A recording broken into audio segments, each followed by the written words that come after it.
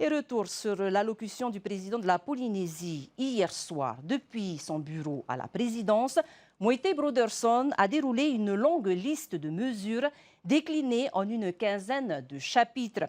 On retiendra quelques annonces comme les projets de représentation régionale ou la légalisation imminente de l'usage du CBD, un composé du cannabis.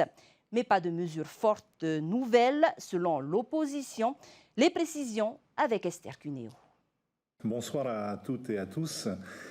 90 minutes seul face à la caméra, un exercice inédit mais difficile pour le chef de l'exécutif. C'est avec les innovations symboliques justement que Moïse Brotherson a commencé son allocution. Pour la première fois de l'histoire, une femme vice-présidente du gouvernement. La première fois également que la culture est le deuxième portefeuille dans l'ordre protocolaire du gouvernement, avec également le plus jeune ministre des grands travaux de l'histoire de la Polynésie, Jordi Chan, que je salue au passage. Côté vie chère, le président a bien sûr évoqué la suppression de la TVA sociale et rappelé la baisse de 5 francs par litre des hydrocarbures ou encore les petits déjeuners gratuits dans les écoles.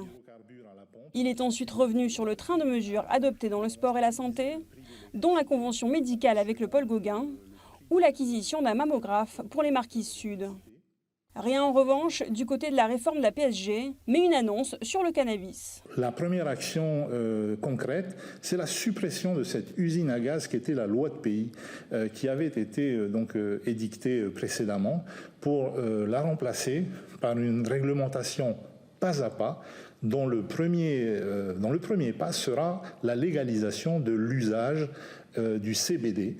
Cet usage va être donc autorisé dès les jours qui viennent. Enfin, le président a consacré une dizaine de minutes à la coloration polynésienne des institutions. L'occasion d'évoquer le dossier polynésien à l'ONU, la réorganisation de la délégation à Paris ou encore la création de 3 représentations à Fidji, en Nouvelle-Calédonie ou au Canada. Depuis ma prise de fonction, j'ai fait plusieurs déplacements à l'étranger. Le premier en Corée, qui a été suivi d'un déplacement dans l'Hexagone, où j'ai pu rencontrer plusieurs ministres et également le président Macron, démontrant au passage que les prédictions un peu pessimistes de nos opposants qui avaient donc parié sur une rupture des relations avec l'État, eh bien, ne se sont pas réalisées, bien au contraire, puisqu'on observe qu'aujourd'hui, les relations entre le gouvernement de Polynésie et l'État sont au beau fixe. Dans les rangs de l'opposition, le leader du Tapura, Edouard Fritsch, a sans surprise déploré l'absence de mesures fortes sur les grands enjeux des territoriales. Les dernières élections se sont jouées sur la vie des Polynésiens. Et cette vie des Polynésiens qui est mise à mal effectivement par la crise, par peut-être, je le conçois bien, certaines mesures qui n'ont pas été prises par l'ancien gouvernement.